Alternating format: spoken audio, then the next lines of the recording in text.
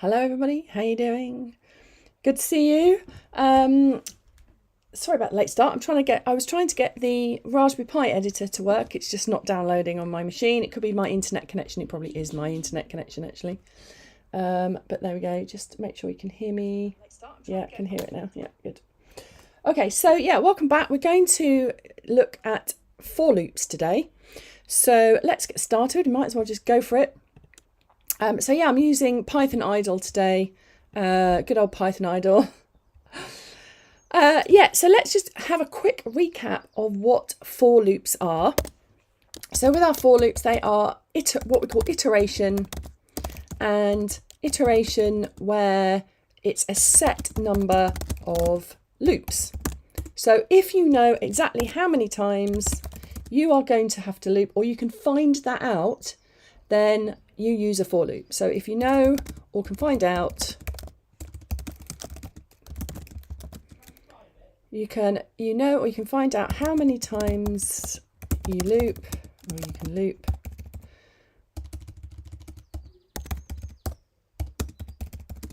then use a for loop. And actually, one of the things about this, we'll look at next week, or not next week, the week after, because there's no live stream next week. There's no live streams at all next week, like I said, because I've got an eye operation and I'm just trying to limit the amount of screen time I have. So if you use a for loop, they are faster. So code optimization is more important than ever in our software. And one of the ways you can do is if you've got a while loop and you think, well, I had a choice, I used a while loop, I could have used a for, always try and use a for loop because they always run faster. And it might, for small programs that you're doing for yourself, that's fine. It doesn't matter if you've got a little bit of a delay, because obviously, it's not a big program. But in the grand scheme of things, if you've got a lot of people using your software, or it's sort of critical that it runs very fast, always use a for loop. Okay, so that's our basics. So we know that also that with a for loop, they're perfect to use with an array. So they're perfect to use with arrays, 1D and 2D. So let's just draw or do our first loop. So for example, we can just do this one here, fruits equals, and create a little array with apples, or apple, banana. Don't like bananas. I'll eat most fruit, but not bananas. And then what we can do is we can say for fruit in fruits, and then we can just print our fruit.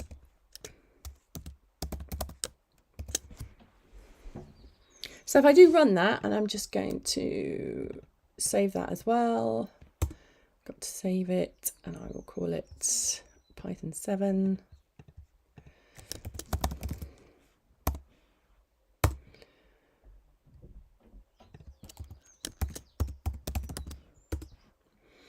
There we go, it just prints everything out nicely. So no problem there. Oh, there we go. So there's my code.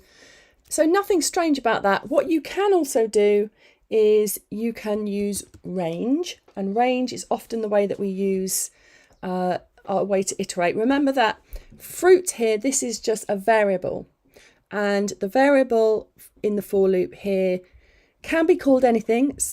Often people call it I or index. You can, as long as it sticks to the Python naming conventions, that's absolutely fine. You can also, as an alternative, do this. So we can say for I in range, I don't know, 5, and then print I. So there's our basic for loops. And if I just run that again, you can see that it's printed out apple, banana, orange as before for that first for loop. And then for the second one, we've printed out 5 items, but it starts with 0. So hopefully you should be familiar with at least most of that, especially the range one anyway.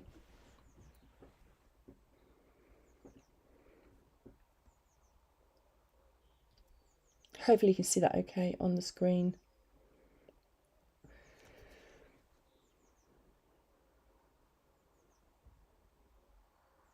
So range is a function. You can see that it's turned sort of purpley colour here. Obviously, if you're using a different IDE, it could be a different colour. But the point of range is it returns a set number of numbers or integers. So if we could see there, actually, we've got 5 and, oh, where's my screen? Where's it gone? They always hide. There we go. So you can see here, range, if you just ran range 5 on its own, you would get 0, 1, 2, 3, 4. And there are 5 items there, but obviously it starts with a 0. So if we gave it range 15, then it would give us 0 to 14, etc. And actually, I'll just run that too. There we go. And we can see it's given us 0 to 14. So that's all range does, gives us a range of values, always starting with 0. Now you could actually, when I say always starting with 0, you could give it, for example, 1, comma, 15, and it would return, if I run it, starting with 1, there we go, ending in 14. So I'm not going to go too much into range because generally speaking, with the sort of stuff that you should have done, hopefully as a basic programming, you would have done a fair bit of stuff with range. And today's lesson isn't really about range, it's about how we can improve or use our for loops more generally.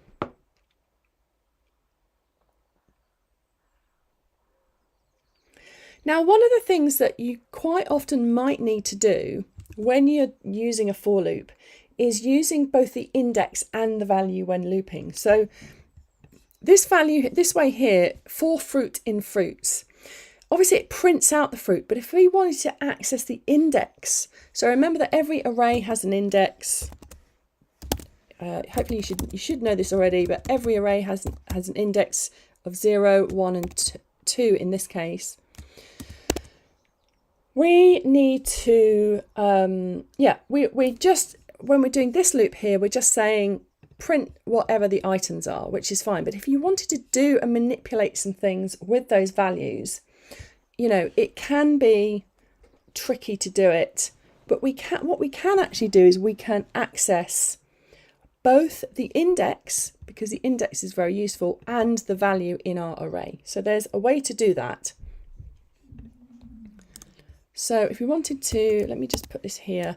I'm just going to, I am going to be sort of commenting out bits of code here because I want to make sure that with a for loop, if you're running a lot of stuff, you could get a lot of output. So I'm just going to hide that there.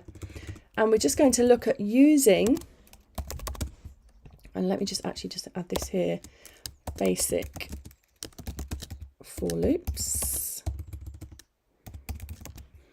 So use the index and the value in the array at the same time. Okay. Someone's asked, could you change the I for counter to count? Yeah, you can literally, so that this value here, fruit or I in this case, is just a variable that counts how many times it's looped, because obviously because a for loop iterates a set number of times, it has to count where am I in this set number of times I have to loop, and what you call that variable is totally up to you. But there are, like I said, conventions. Lots of people use I, lots of people use index, some people use X. That was used a lot when I was a programmer for other people. We use X quite a lot, don't know why. And normally it is, you can use, I would always say, as per the first Python lesson, always try and make sure that your naming conventions are good, your variables are meaningful names. But with for loops, you can get away with using short values like I or X or Y or whatever you want to use, because it's just used temporarily in that loop. So what we can do, so this is the old way. If we want to use both the index and the value, the old way is to do this. For I in range. And we can use for the length of fruits, we're going to use fruits again. And then what we can do is we can print, and we'll use the printf like we did. Was it the first lesson or second lesson? I can't remember. Printf I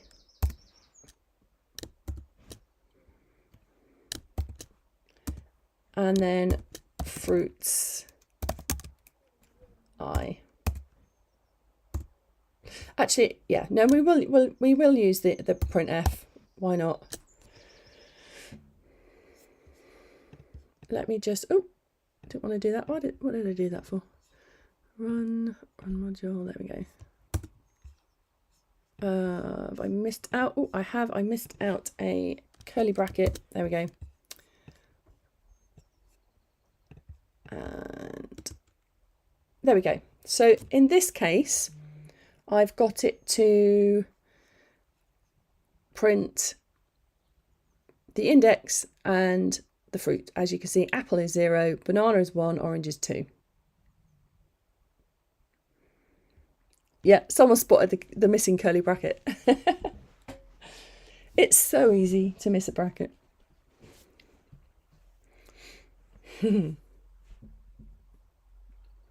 So that's the old way. The new way, new and improved, is to use something called enumerate. Now this is a really clever way of using both the index and the actual value, and we just use enumerate. So we do for index or for I, it's up to you. I'll use I again because we used it in the last one. For I and then fruit. So we're using 2 variables, and then we're doing enumerate fruits. So we're giving it our array, but this time you can see we've got 2 variables. For I, comma, fruit. And basically we're doing the same as this here, but we're doing it in the for loop. And we're going to use both of them. And you can see enumerate has turned purple. That means it's a function and in Python already.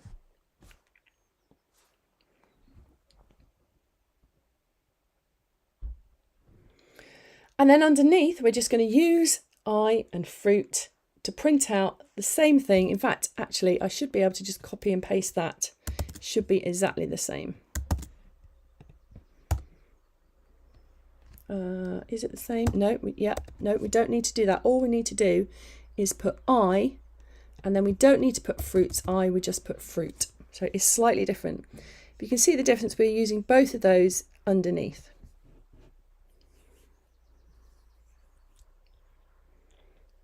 And then if I run that, it should print everything out twice because I've got 2 for loops. And yeah, it's done exactly the same here. So this one is the first for loop, the old way, and this one is the second for loop, the new way.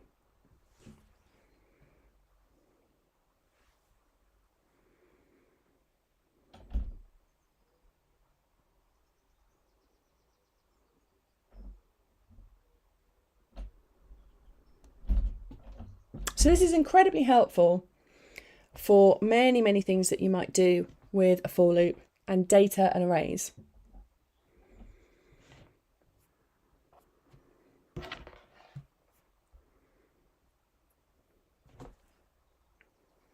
I'm just pausing there to let you catch up if you need to.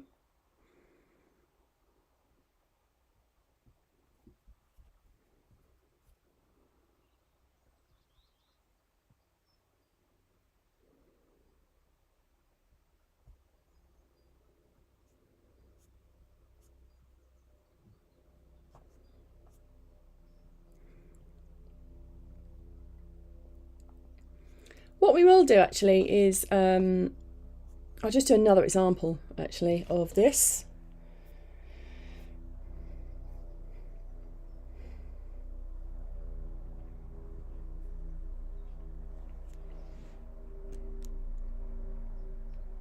Yours has done that. One per line. Okay. Just double check that your code is exactly the same as mine. Let me see if I can make this bigger. Can I make that bigger? Does it let me? It doesn't let me zoom in. Format.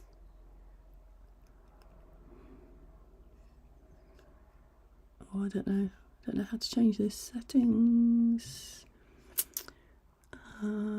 Font. Size 25. Oh, is that the shell? Yeah, shell editor font. Let's go a little bit bigger. Let's go to 29. There you go, a bit bigger. Can you do a for loop on a 2D array? Yes, absolutely. There's various things that you can do with 2D arrays and for loops. You can use nested arrays with a 2D array, or it depends on if you want to sort of print out each row, then you only need one for loop. Yeah.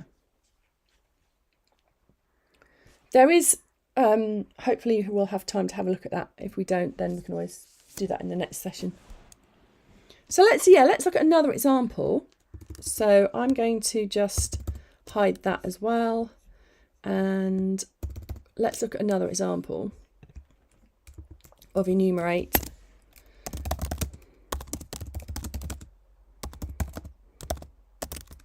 So let's create another 1D array. I'll call it foods, and we've got pizza, burger, salad, pasta. You can add some more foods if you want to, but 4 should be enough. And then we're just going to print our menu.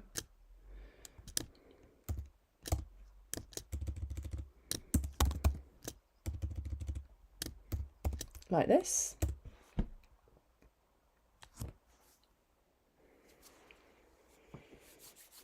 So create the array foods, pizza, burger, salad, pizza, pasta, print our menu, and then we want to print out what is the food number and the food. So they've got a number. So we can just do food for number, food, in enumerate, and then we've got foods. We're going to put the foods first. Oh, sorry, it's the foods array. But this time, because obviously, you know, the 0 indexed array is a bit annoying, what we're going to do, it's got start equals 0. We're going to do start equals 1. So we're not going to have, this is a really good workaround when you've got a 0 indexed array and you actually don't want to print stuff out with it and do a +1. We can just say start equals 1. And then we're just going to print again using our printf, the number, and then the food.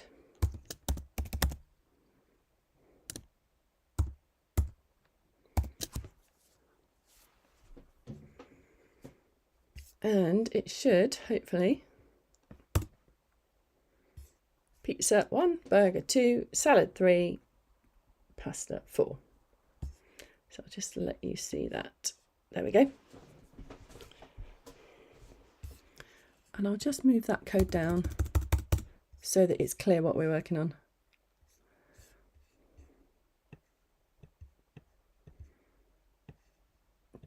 There we go.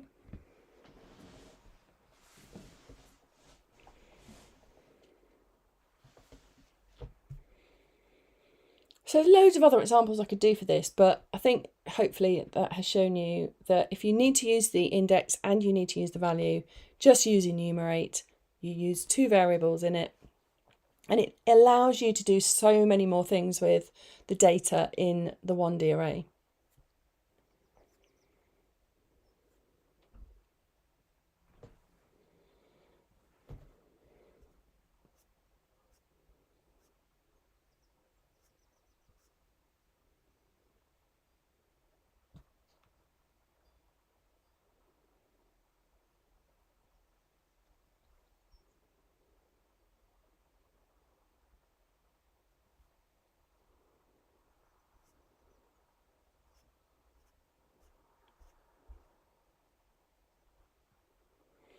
Now, just very quickly with the 2D array, because someone asked, let's have a look at that.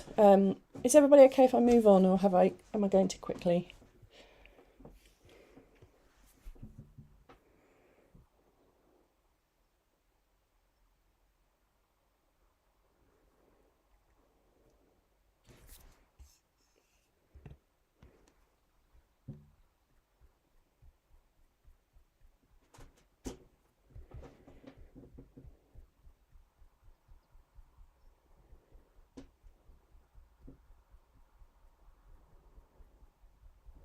Okay, I'm assuming that you're all okay, so let's move on.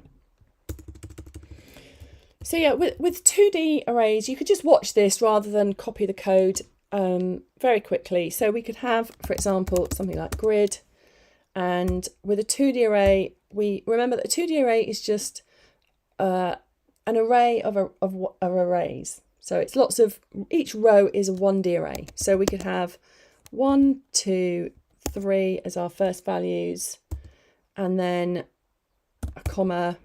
In fact, what I'll do is I'll just spread this out a bit more. There we go. And then we have another, so the first row is a 1D array on its own, and then the second one is another 1D array. And then finally, we've got 7, 8, 9.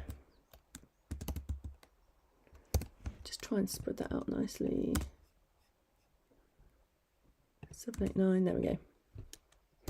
But we've got 2 square brackets. So there's our 2D array. And yet you can use one for loop to print out the entire, or to manipulate this whole array. If you have one for loop, you're basically printing out every column, every row. So you print that row, print that row. So if we just print every row, we just need one for loop. For row in grid, and then we just do print row. So nice and easy to print everything out.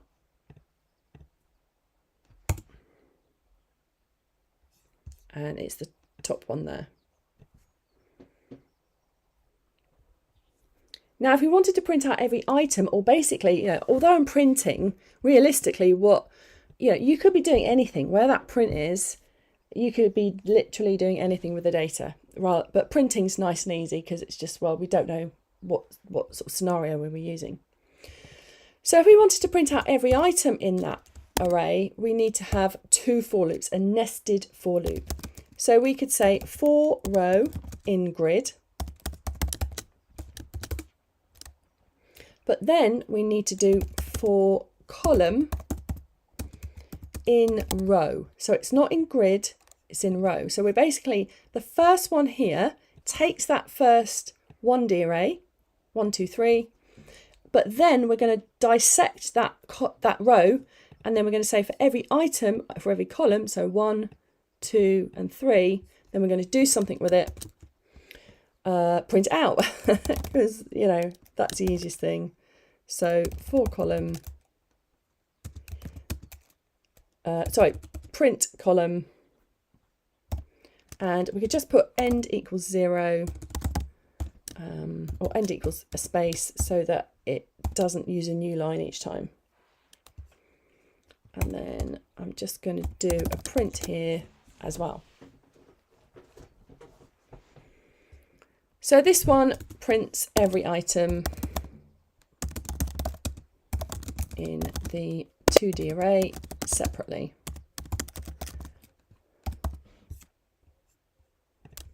So let's run that, and there you can see that's the first one here, the first print every row, and then this one here is the second one where we're still printing every item, but we're doing it in a much neater way with the second for loop. So obviously you can nest for loops as many times as you like, as with any blocks of code in languages like Python. They allow you to have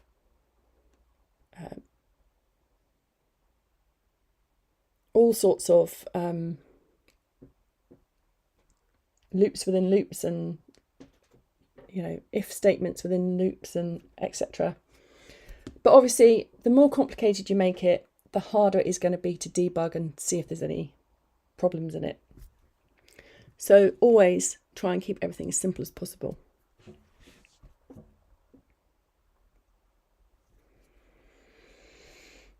Now, one of the other things that we can use that's very handy to use with for loops is something called zip. And what zip does is it kind of loops through multiple lists. And this, again, a lot of the stuff with for loops, you know, you might kind of think, oh, why does it really matter? For loops are used a lot with databases. So if you're ever doing anything with a database, so you fire a query off to a database, it pulls back data for you. Using for loops is perfect, and you will find that you will use for loops a lot. Because ultimately, if you've got a database, you're usually ending up with a 2D array like this, or something similar. Okay, so let's have a look at zip. And zip lets you loop through multiple lists.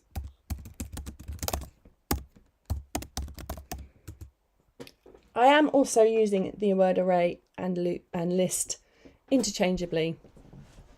Obviously, there is a difference in Python, but at this stage, for this level, we're just calling them the same thing. So I'm going to have one D array, and we're going to have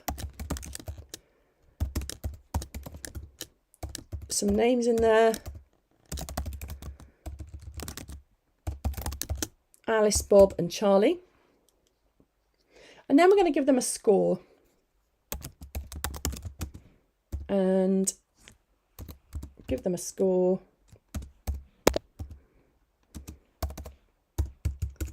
Like that. So 2 separate 1D arrays. One for their names, one for their scores. And obviously with the indexes, we know we put the indexes in here. We've got 0, we've got 1, and we've got 2, which means that the same here. Actually, I'll do it here because we can put spaces. We should be able to put spaces there. So Alice got 85, Bob got 92, Charlie got 78. And we know that because Alice's index is 0, so therefore her score is the index 0, which is 85. Bob is index 1, and his score is 92, because he's index 1, and Charlie's index 2, and he got 78. Now we could use the print that we did previously, where we used for the length of names, did something like this, didn't we? We could use this version here, the old way, where we're using in range for the length of one of the arrays, and then we print stuff out. But we don't need to do that. There is a nicer way by using zip.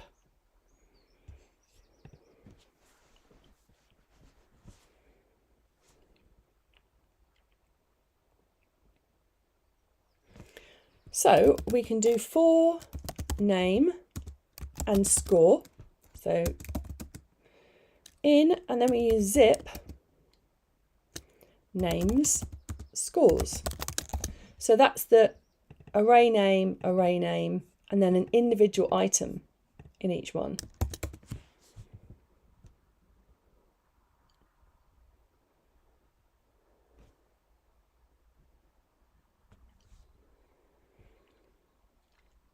And then all we're going to do is we're going to print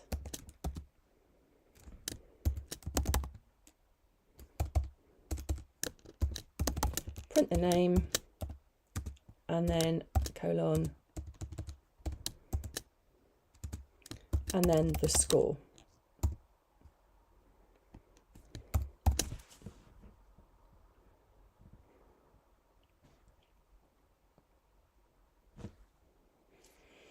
And then if I run that, you can see here it's printed out Alice 85, Bob 92, Charlie 78. So it's kind of combined them, or it's binding them by their index, like I showed you, without having to kind of think, do it the long way, basically. So it's a nice little utility function.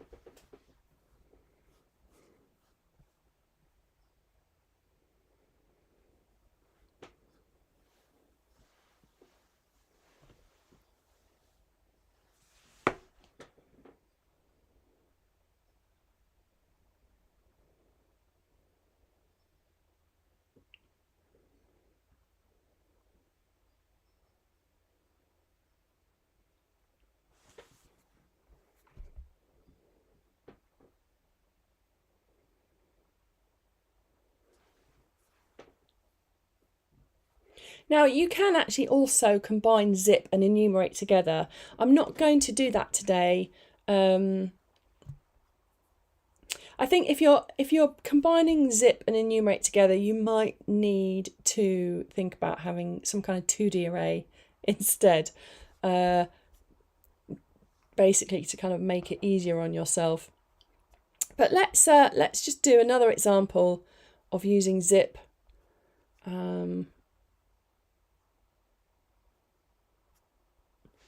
Let's do a quick one. What we can do is we can put here, instead of scores, I'm going to change that to maths. And then I'm going to have another one for science. And I'm going to give them, if I can spell science, I'm going to give them another set of scores.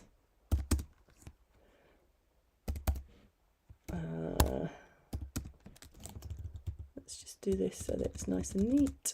There we go. And oops, let's give Charlie another score. Charlie did a bit better in science, like that.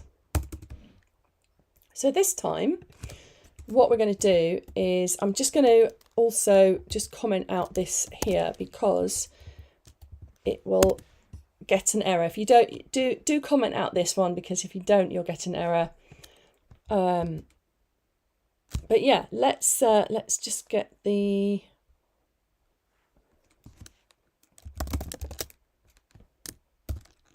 let's get this, and we'll just put report card.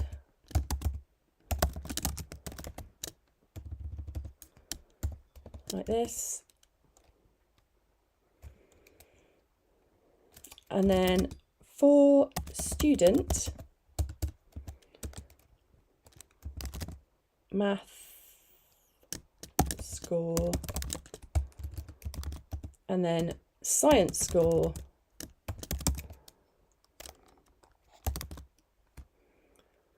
So we've got 3 variables here in, but we're going to zip them together.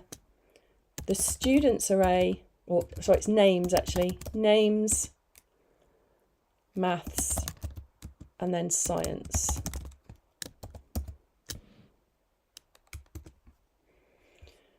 So we're going to do the same thing, but 3 of them, and then we're going to print out their report card.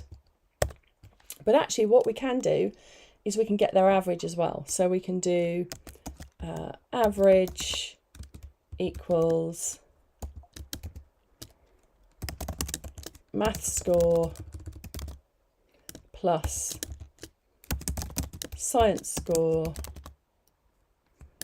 and then divide that by 2, because there's 2 of them. And then we're going to print out the math score, the science score, and their average. So we do printf, obviously, student, sorry, not student, it's name, yeah, student, yeah, it's student, maths,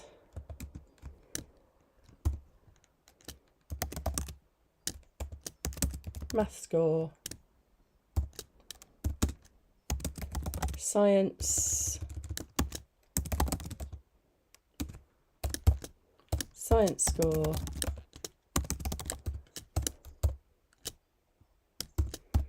And then average.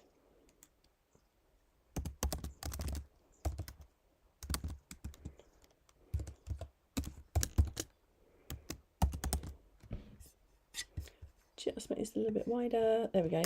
Average. Okay, let me just check that syntax. Looks okay.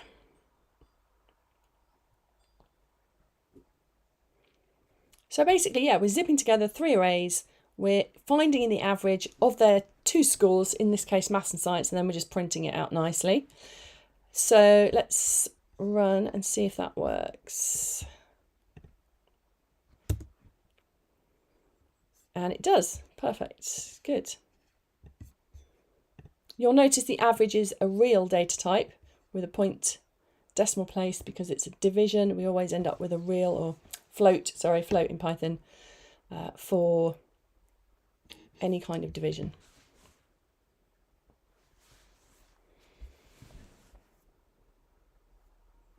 So yeah, zip is very handy for this type of thing.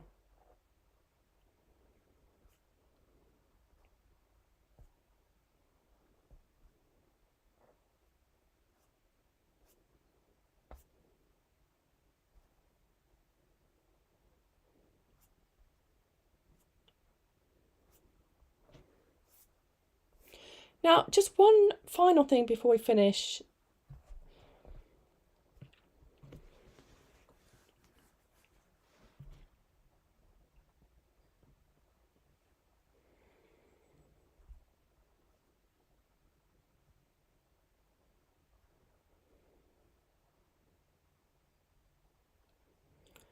And that is using something called break. And I don't normally advocate using break. It is a little bit clunky, but I'm going to show you what to do anyway with this.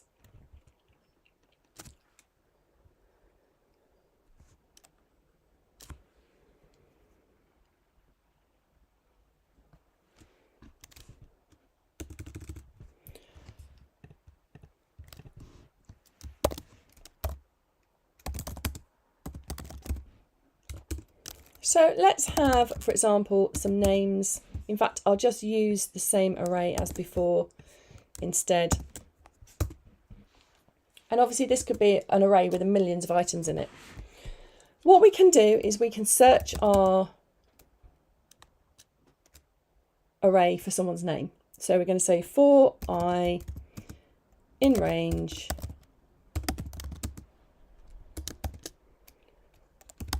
I'll do it the old way, names. If names I is equal to Bob, then we're going to break. And what break does is it stops the loop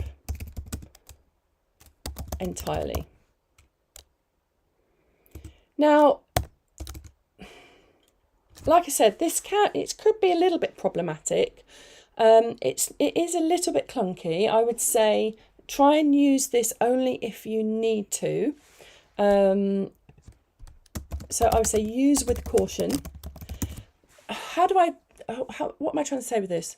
It's fine to use it, but you do need to be aware that it just literally just stops that loop, and there might be a better, more elegant way to write to get out of that loop. So yeah, so someone said that they use breaks in while loops. They're probably better used in, well, I don't know. Just use them with caution. When I was working for other people as a programmer, we would get regular code reviews by senior developers.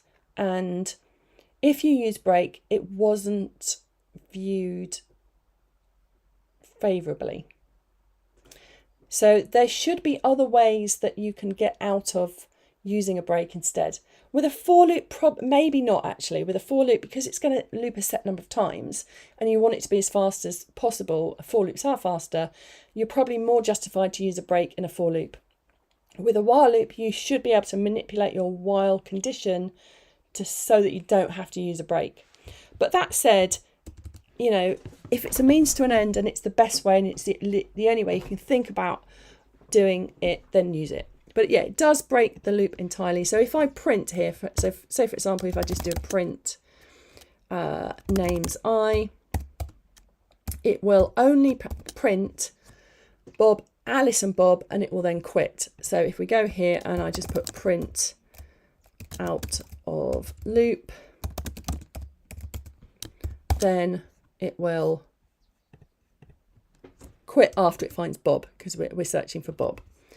So yeah, if we look at this here, we've printed Alice, we've printed Bob, it's found Bob, so it breaks, it doesn't print out Charlie.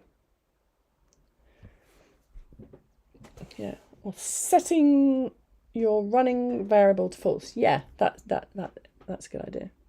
So I've added this in just because if you need to quit out of that loop quickly, you can use break. It does work. You can use it in, like I said, yeah, in other loops as well. But use it with caution.